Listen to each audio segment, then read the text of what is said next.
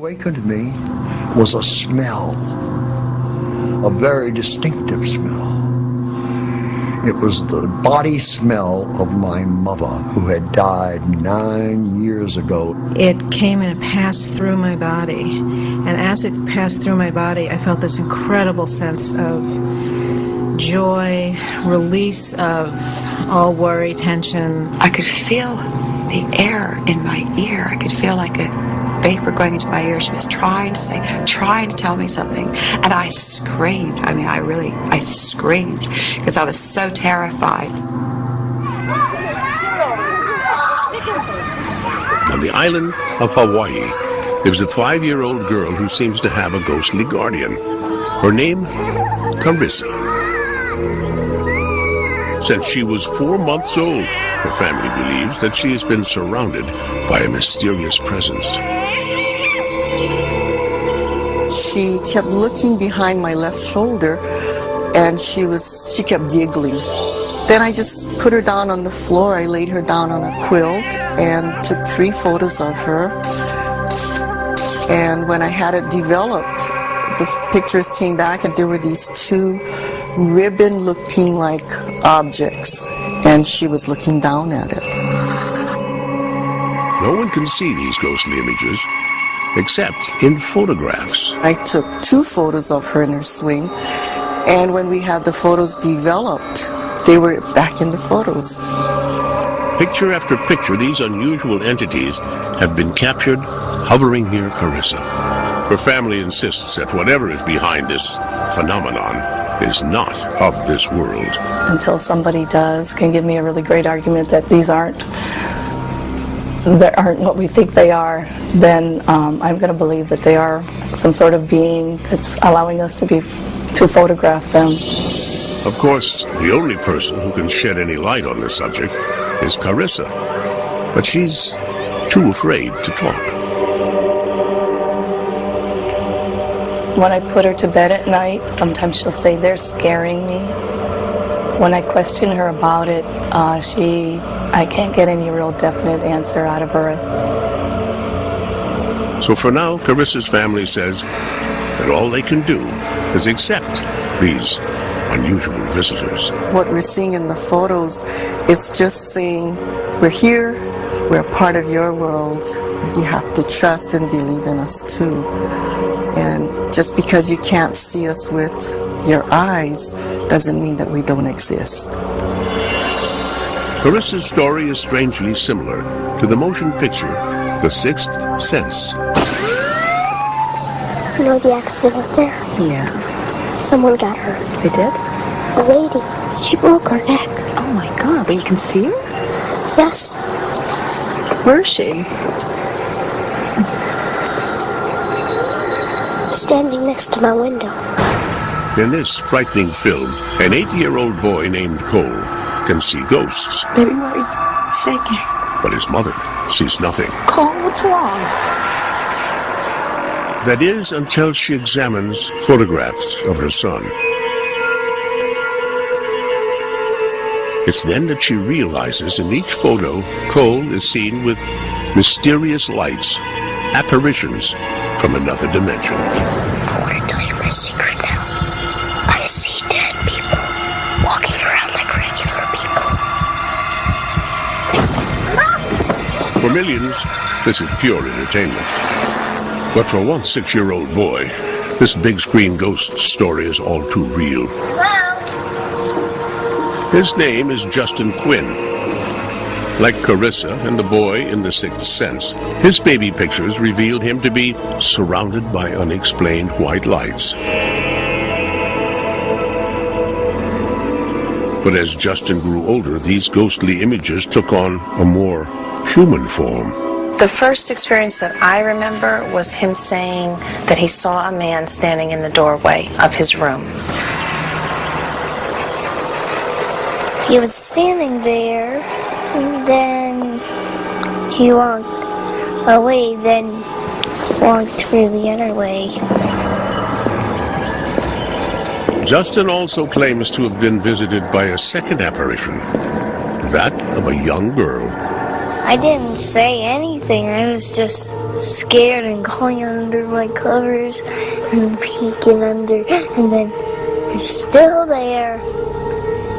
And she's coming closer and closer and closer and closer. James Van Praagh, world-renowned medium and best-selling author of Talking to Heaven, visits the Quinns' Connecticut home in an attempt to make contact with the ghosts. Hello, how are you? Good. Nice to meet you. Your way. As cameras roll, Van Praagh meets Justin for the very first time. Hi, Justin. How are you? Good. When I first walked into this house, I felt definitely a denseness to it, a denseness of the energy in the house. Can you sit here? I'll sit up here. Next, Van Praagh begins the delicate process of questioning the shy boy. Do you see them stand there? Yeah, I said one little girl standing in my room. What did she look like? Was she blonde hair? Her had scribbly hair. I've worked with many, many children, and children are very aware. They're very open. They're very sensitive to the spirit world because they're very close to the spirit world. Where's your room? Justin shows Van Praagh where he first saw images of the man and little girl. Oh, this is a nice room. Is this where you saw the little girl? This is when I was You were here. And were you sleeping or were you awake? awake. You were awake. Every single time I'm awake. Next, they move to the basement, where Justin also claims to have seen the two apparitions. Are they in that room there? They're in the closet hiding. What do you think she likes to play in here? The toys. The toys, exactly. She likes the toys. And sometimes her plays with the game. Why would these spirits be haunting this otherwise happy home? During Van Praagh's investigation, he senses what could be the answer. I have a feeling that around this area, this location, was a place where there were gallows. And that might sound very, very strange, but a place where there were people that were killed. After an hour with a boy, Van Praagh comes to a shocking conclusion. Justin has been seeing ghosts. Van Praagh knows because he believes he's seen them too. Back in the kitchen, he explains his psychic vision to Justin's mother. I just tuned in to see what was going on. What I picked up two girls. I picked up also one with long blonde hair, similar to yours but lighter. Okay. And I picked up there was a man holding their hands. And the man I picked up, it was very interesting because it felt like a father figure to me. And I saw a very long, drawn face. I'm starting to. His cheeks are much thinner. Yeah, I guess. Van Praagh describes the spirits to a police sketch artist. Much longer thin. Much longer? Much thinner. Much thinner. And much rounder eyes. And dark. Now, for the first time ever, the rest of the world can see the visions that have been haunting Justin.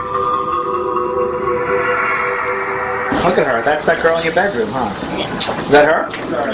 Yeah. Does that look like her? Yeah. I think that indeed he does see spirits in the house. He's very attuned to that energy. And his mind has not been clouded yet by society. So he's very aware, very open, very innocent, if you will. So, what does the future hold for Justin and his real-life sixth sense? Only the spirits know for sure. And for now, they're not telling.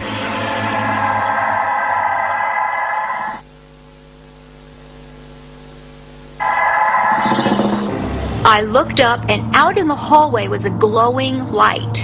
It was pulsating, fading in and fading out, rather than just a solid globe. This ball just sort of started to raise up. It was about half the size of a basketball. It just grew slightly larger, a little bit smaller, moved off to the wall, and just disappeared. For as long as she can remember, Linda Davis claims that she's been able to see spirits from beyond the grave. There's just things that I've seen that I can't really explain why I see them. Inside this abandoned house, deep within the basement, Linda encounters luminous entities known as orbs. Spheres of glowing energy believed to be spirits returning to the physical world. And there it went right up her arm. It went right up her arm, right to the ceiling. I can feel when there are orbs around. It's like I get a tingling up my spine. There's one went right past her fingertips. There comes another one down, and it's going left, going over to the top of the steps. renowned parapsychologist Dr. Andrew Nichols has investigated more than 600 cases of the paranormal. Dr. Nichols carefully examines the home. I was able to take both a temperature measurement and electromagnetic field measurement of a couple of the orbs, and they are emitting a very high electromagnetic field, and they're about 10 degrees hotter than the surrounding environment, which indicates to me that they're essentially a ball of energy. Nichols believes that the magnetic field causes people with psychic abilities to be even more sensitive. He's right in front of her. Come on. Happily, the house is no longer abandoned, and the new owners are interested in further exploring this vital link to the world beyond.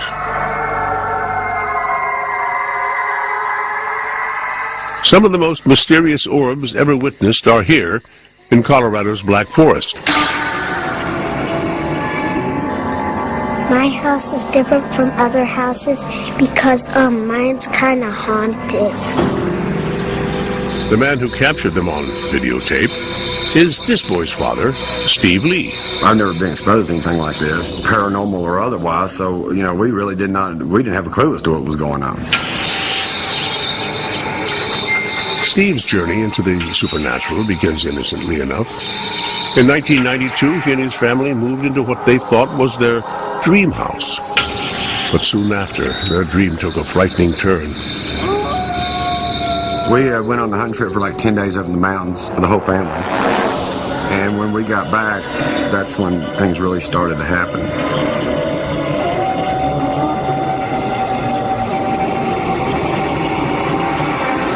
We immediately noticed that the furniture was not in the same spot.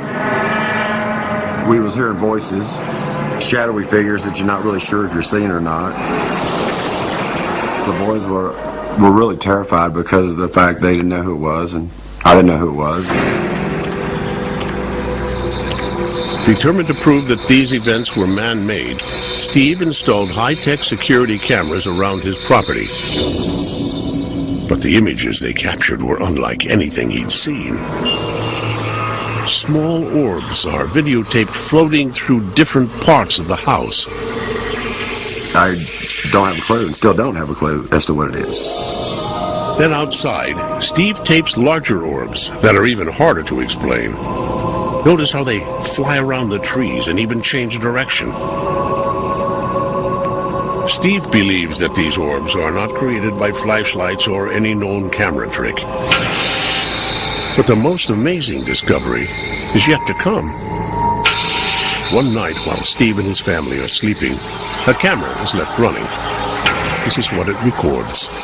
The most incredible orb ever caught on tape. Its astonishing size, brightness, and detail seem to defy scientific explanation.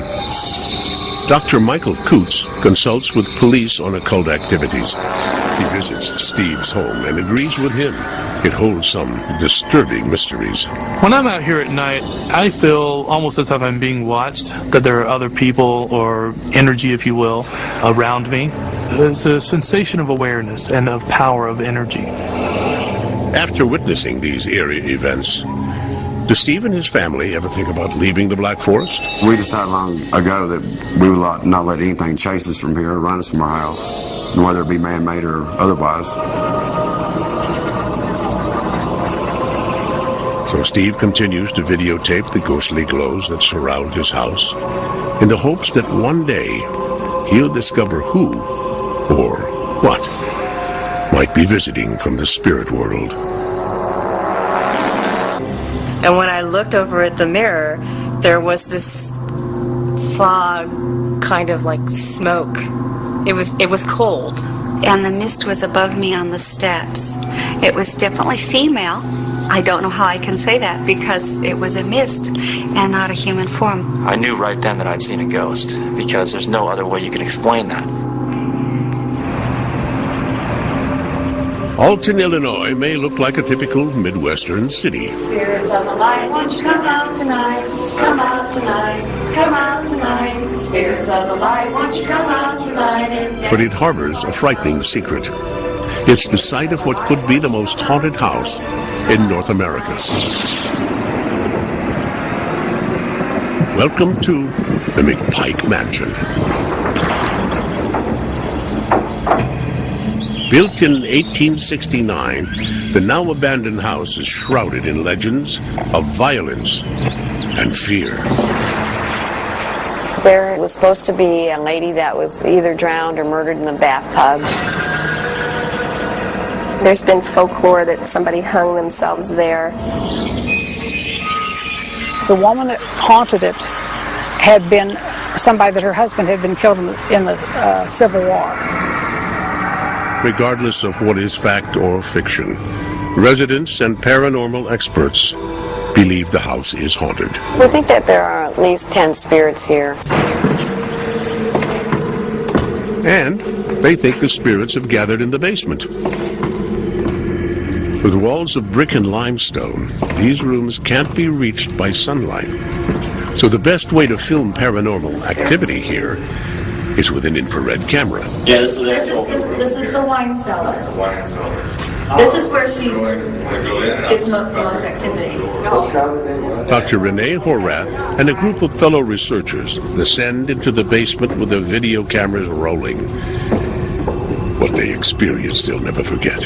We were kind of chatting and just walking around, and suddenly we walked into a different room, and there was a very, very thick mist. It almost looked like a thick smoke. Oh my God, I can see it moving right around in front of me. Is this just a freak of nature, I can't see it on the video though. or the physical manifestation of a ghost? Oh my God, okay. I'm recording. I am on record. Oh boy, you can really see it now. I could feel it even through my clothing. I could feel it. Felt like feathers were brushing against my body. Oh, big time mist. Big time. Big time. Renee and the other witnesses dismissed the theory that the mist is humidity or some other substance of this world. Almost quit. Did you get it? If it were mist, we figured it would leave condensation on our lenses of our cameras. You would feel it on your skin, on your clothes, but there was nothing like that. It felt electric. Oh my gosh. Even harder to explain is the way the mist moves around the basement, as if it has a will of its own. Oh my gosh. Oh, and you know what? I can see it changing directions. Now, as witnesses on this room was clear when we left it. It was totally clear when we left it just a few minutes ago. Then, as quickly as it materialized, the mist vanishes. Is it still mist? A little bit. Not hardly at all, by comparison. Right. What exactly did Renee and the others encounter down in the basement of the McPike Mansion? I think the mist is definitely a very huge entity. It has a lot of strength. Whatever it is, it's clear that the mystery of this haunted house is far from being solved. Tonight, we've witnessed shocking images that suggest a world beyond the one we can see and touch. But it's a world that doesn't always welcome our prying eyes. Do spirits really walk among us?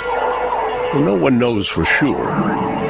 But who can ignore the videotaped evidence of what many claim are the world's scariest ghosts?